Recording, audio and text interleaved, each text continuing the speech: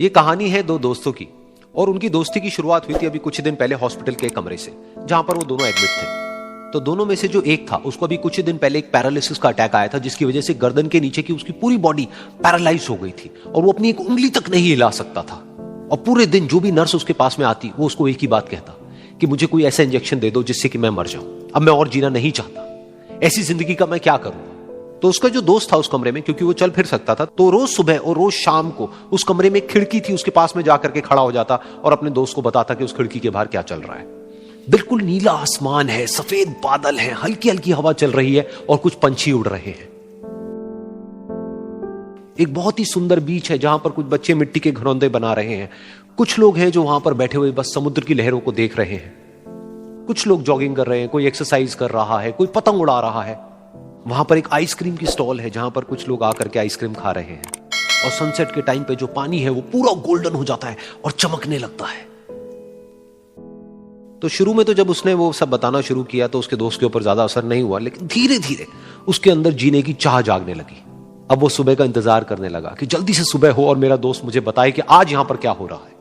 कुछ दिन तक ऐसे ही चलता रहा। फिर एक दिन जब वो सुबह उठा तो उसने देखा कि सामने वाला बेड खाली है।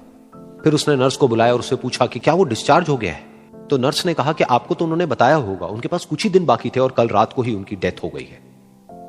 ये सुन करके उसके अंदर की उम्मीद पूरी तरह से टूट गई, क्योंकि सिर्फ उसका दोस्त ही था जिसने उसको बाहर की दुनिया से जोड़ा हुआ था, जिसकी वजह से वो जान पाता था कि बाहर क्या हो रहा है और ये दुनिया कितनी खूबसूरत है।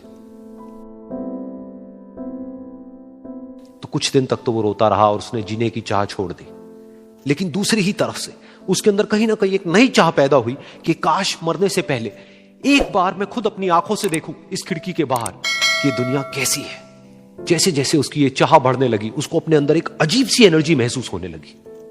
और फिर एक दिन उसने अपनी पूरी ताकत लगा दी और किसी तरीके से वो बेड से नीचे गिरा और पकड़ पकड़ करके किसी तरह से उस खिड़की तक पहुंचा। फिर उस खिड़की को पकड़ करके वो खड़ा हुआ और खिड़की के बाहर देख लिया। लेकिन खिड़की के बाहर देखते ही वो गुस्से से भर गया।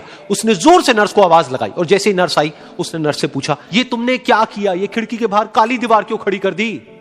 तो नर्स को समझ नहीं आया वो क्या बोल रहा है और वो बोली कि मुझे 5 साल हो गए हैं यहां पर, जब से मैं आई हूं तब से तो ये काली दीवार यहां पर है। तब जाकर के उसको समझ आया कि उसका वो दोस्त उससे झूठ बोल रहा था। और उसने नर्स से पूछा, अगर ये काली दीवार पिछले 5 साल से यहां पर है तो मेरे दोस्त ने मुझसे झूठ क्यों कहा। तो नर्स थोड़ा सा मुस्कुराई और बोली कि मैं ये तो नहीं जानती कि उन्होंने आपसे झूठ क्यों कहा, लेकिन मैं इतना जरूर जानती हूं कि जो भी कुछ उन्होंने आपसे कहा उसी वजह से आप अभी अपने पैरों पर खड़े हैं।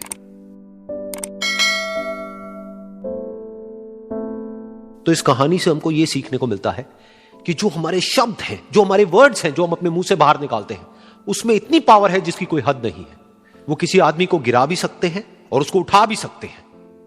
तो अब आपके ऊपर है कि आप अपनी इस पावर को यूज करते हो या मिस यूज करते हो।